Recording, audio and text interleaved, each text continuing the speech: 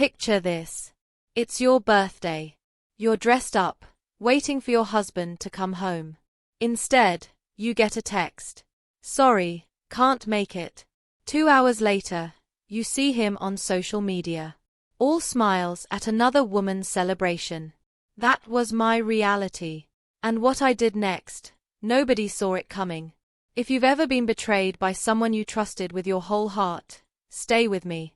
This story gets wild. And by the end, you'll understand why walking away was my greatest power move. Make sure you're subscribed because you won't want to miss how this unfolds. Let me take you back to the beginning. 3 years before everything fell apart, I met Deshaun at a mutual friend's barbecue. He was charming, confident, and had this smile that could light up a whole room. I was working as a marketing executive at a mid-size firm, grinding my way up the ladder, and he was making moves in real estate development. We clicked instantly. Within 6 months, we were inseparable. A year later, he proposed on a beach in Mexico, and I said yes without a single doubt in my mind. Our wedding was beautiful, small, intimate, just our families and closest friends. I remember looking at him that day thinking I was the luckiest woman alive. Everyone told us we were the perfect couple. And for a while we really were. We built a life together. A nice apartment in the city, weekend brunches, late-night talks about our dreams. I thought we were building forever, but somewhere around year 2, things started to shift. It wasn't dramatic at first, just little things. He started working late more often. When he came home, he was exhausted, distant. His phone became this thing he guarded like it held national secrets. Always face down, always on silent. When I'd ask about his day, I'd get one-word answers. When I'd reach for his hand, he'd pull away, saying he was tired. I felt it in my gut that something was wrong. But I told myself I was overthinking it. Marriage goes through phases, right? People get busy. I convinced myself it was normal. It wasn't. Then came my 32nd birthday. I'd been looking forward to it for weeks. I took the day off work, went to the salon, got my hair done, put on this beautiful dress I'd been saving. I'd planned a special dinner at home, his favorite meal, candles, the whole romantic setup. I wanted to remind us of what we had to reconnect. I texted him that morning. Can't wait to see you tonight. I have something special planned. He replied with a heart emoji. I should have known better. 7 o'clock came and went. Then 8. I kept checking my phone, refreshing my messages. Finally, at 7:45, I got a text. Something came up at work. Really sorry, babe. Can't make it tonight. I stared at that message for what felt like forever. My chest felt tight. I wanted to scream, to call him, to demand he come home. But instead, I just sat there at our dining table looking at the food getting cold, the candles burning down. I ate a few bites alone. Then I gave up. I cried myself to sleep that night, still in my dress, mascara running down my face. When I woke up around midnight, I reached for my phone out of habit. That's when I saw it. His business partner had posted an Instagram story, and there he was, my husband Deshaun, at some rooftop party. He was smiling, laughing, his hand resting on a woman's waist. She was gorgeous, light skin, long curly hair, wearing a tight red dress. The caption read, "Celebrating our Queen's big day," with a bunch of party emojis.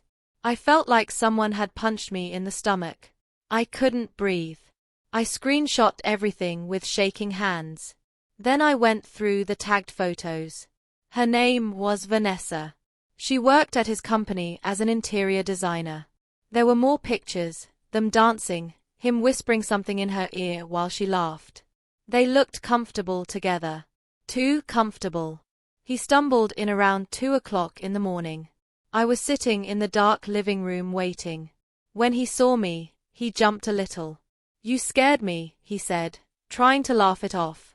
"Why are you still up?" I turned on the lamp and held up my phone, showing him the photos. "Want to explain this?" The look on his face. I'll never forget it. First shock, then panic, then this pathetic attempt at innocence. Baby, that was just a work thing. One of my colleagues had a birthday and I had to show face. You know how it is. On my birthday, Deshawn, you missed my birthday for a work colleague's party. It wasn't like that. I couldn't get out of it. Your hand was on her waist. We were just dancing. You're reading too much into it. We fought for hours. He kept deflecting, minimizing, making me feel like I was crazy for being upset.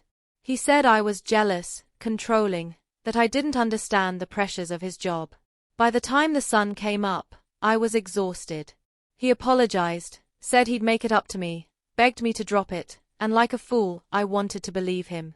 But deep down, I knew this wasn't just neglect. This was betrayal. I couldn't let it go. For the next 2 weeks, I barely slept. I'd watch him when he didn't know I was looking. I noticed everything. The way he'd take his phone to the bathroom, how he'd change his screen when I walked by. The new cologne he suddenly started wearing. So, I did something I never thought I'd do. I hired a private investigator. It took the investigator less than a week to confirm what I already knew in my heart. Deshawn and Vanessa had been having an affair for 8 months. 8 months. While I was cooking him dinner, planning our future, loving him with everything I had, he was with her. The investigator gave me everything. Hotel receipts from weekends he'd said were business trips, restaurant bills from places we'd never been together, photos of them holding hands in parking lots. But the worst part, I found out through our joint credit card statements. He'd been using our money I worked hard for, to take her on dates, buy her gifts, rent hotel rooms. Every charge felt like a knife in my chest. Then I found something that almost broke me completely. Vanessa had posted a photo on her private Instagram, just a sonogram picture with a heart emoji. The comments were full of people congratulating her. My hands were shaking so hard I almost dropped my phone. She was pregnant, and based on the timeline, there was a very good chance it was his. I sat on my bathroom floor and cried until I had nothing left. 3 years of marriage, 3 years of loyalty, of supporting his dreams, of choosing him every single day. And this is what I got in return. 2 months after my birthday, something bizarre happened. I got a large fancy envelope delivered to my office. My hands were shaking as I opened it. Inside was a wedding invitation. Gold lettering on cream cardstock. Deshawn Thompson and Vanessa Martinez request the honor of your presence at their wedding. I had to read it 3 times before it sank in. He was marrying her, and apparently I was invited. My brain couldn't process it. Then I realized he must have sent it to my office by mistake, thinking I'd moved out by now, because 2 days later I got divorce papers delivered to my home. Not from him personally, from his lawyer. He didn't even have the guts to tell me to my face that he wanted a divorce. The papers said we'd grown apart due to irreconcilable differences. Nothing about the affair, nothing about the lies, just clinical legal language that erased 3 years of my life like they meant nothing. Most women would have fallen apart. I almost did, but then something shifted inside me. I looked at that wedding invitation again, and instead of pain, I felt something else. Clarity. Power. A plan started forming in my mind. He thought I'd just disappear quietly, sign the papers, and fade away. He thought I'd be too hurt, too ashamed to make a scene. He was wrong. I signed those divorce papers the very next day. Didn't fight, didn't contest, didn't ask for anything. His lawyer called mine, confused by how smoothly it went. They'd expected a battle. But I wasn't interested in fighting over money or assets. I had something much better in mind. I spent the next 6 weeks preparing. I compiled every single piece of evidence I had. Text messages, photos, hotel receipts, credit card statements, timeline documentation. I created a beautiful digital presentation, the kind I'd make for my biggest client pitches. Professional, devastating, undeniable. Then I did something strategic. I reached out to Deshawn's mother and his sister, women I'd grown close to during our marriage. I met them for coffee and showed them everything. They were horrified. Apparently, Deshaun had told them we were getting divorced because we'd grown apart and wanted different things. He'd painted himself as the victim of a failing marriage. He never mentioned Vanessa, never mentioned the affair. His mother cried, his sister was furious. They felt betrayed, too. I also did some digging into Vanessa's background. Turns out she'd told her family that Deshaun was single when they met. She'd said he was a successful unmarried businessman. Her parents had no idea she was the other woman. Nobody did. They'd both been living in lies, building their relationship on a foundation of deception. The wedding invitation sat on my counter for weeks. I'd look at it every morning while drinking my coffee. Then 3 weeks before the wedding, I did something bold. I RSVP'd, but I used my maiden name, the one I'd gone back to after the divorce was finalized. I also reached out to my cousin Angela, who'd been invited as Vanessa's college friend. I asked if I could be her +1. She thought I was crazy, but she agreed. I went shopping and found the most stunning dress, a fitted navy blue gown that made me look like money and power because that's exactly what I was about to reclaim. I got my hair done, got my nails done, had my makeup professionally applied. When I looked in the mirror the day of the wedding, I didn't see a broken woman. I saw a queen about to take back her crown. The wedding was held at one of those luxury hotel ballrooms downtown, the kind with crystal chandeliers and marble floors. There were at least 200 guests, all dressed to perfection. I arrived with Angela and we sat toward the back. I kept my head down at first, didn't make eye contact with anyone I knew. The ceremony started. I watched Deshaun standing at the altar in his tuxedo looking nervous. Then Vanessa walked down the aisle in this massive white dress, veil flowing behind her, looking like she'd won the lottery. They exchanged vows. He promised to love her, honor her, be faithful to her. I almost laughed out loud at that one. She cried happy tears. The officiant pronounced them husband and wife. Everyone clapped. I sat there completely calm, waiting for my moment. The reception started, and that's when things got interesting. Dinner was served, champagne was poured, and then came the speeches. The best man went first, telling funny stories about Deshaun. The maid of honor went next, gushing about how perfect Vanessa and Deshaun were together. Then the officiant opened the floor for anyone else who wanted to say something. I stood up. Angela grabbed my arm, whispering, "Are you sure?" I nodded and walked toward the front of the ballroom, my heels clicking on the marble floor. The room got quiet. People were turning to look at me, confused. When I reached the front, I could see Deshaun's face go completely white. Vanessa looked confused, like she didn't quite recognize me yet. I picked up the microphone from the stand and smiled at the crowd. "Good evening, everyone.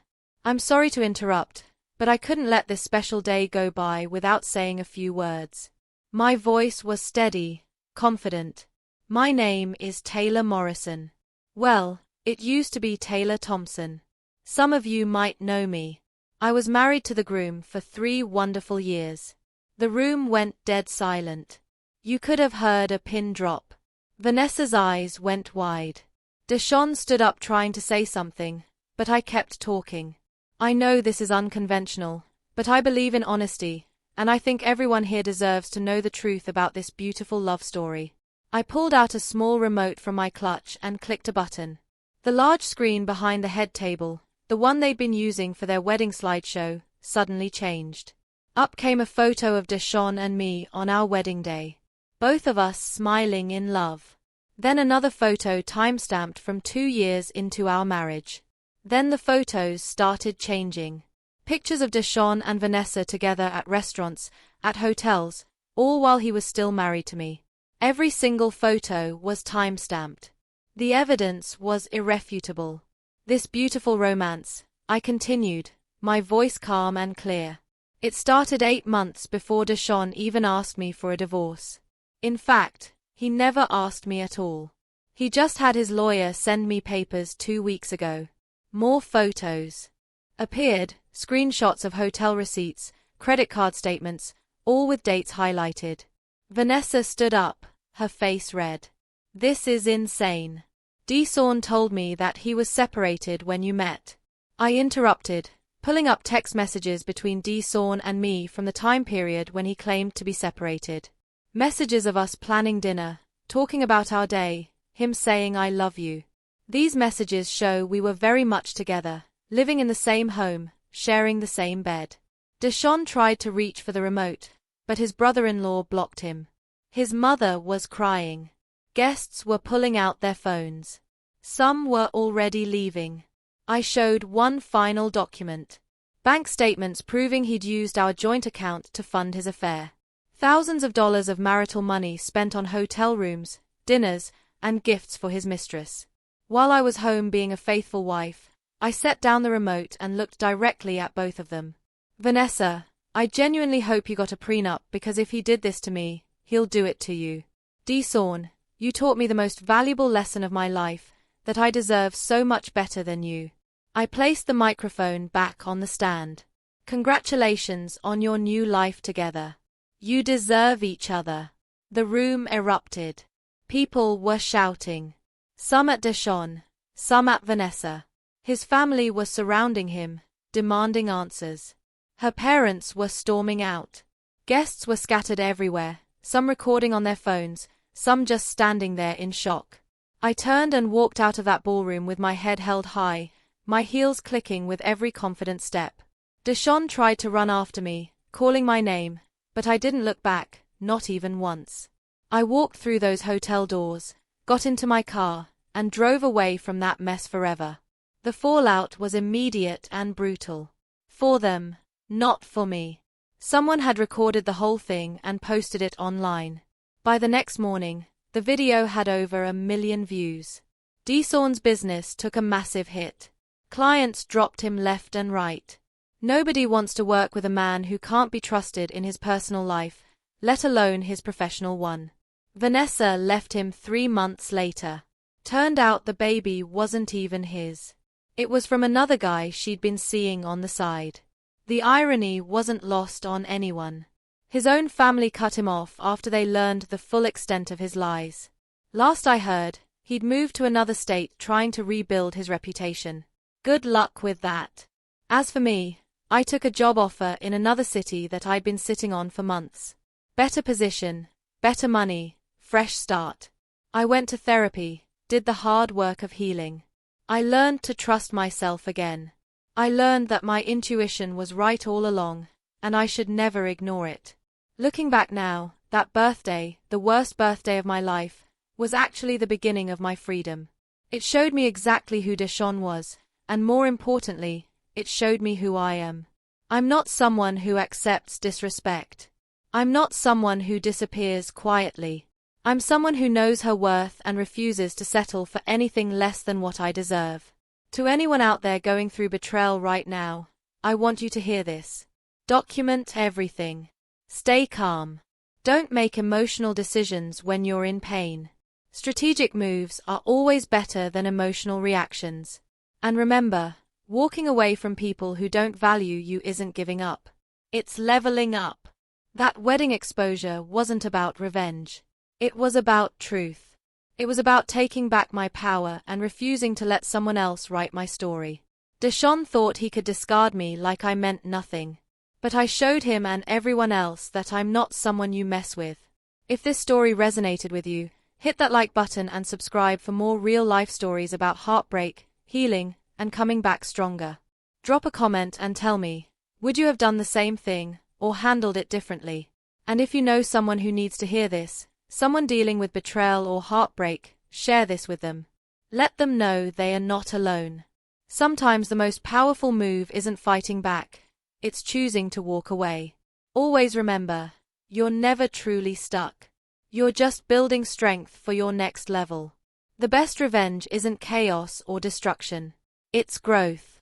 It's becoming the strongest, happiest, most successful version of yourself, and living so well that they fully understand what they lost. I'll see you in the next one. Stay strong, stay smart, and never let anyone dim your light.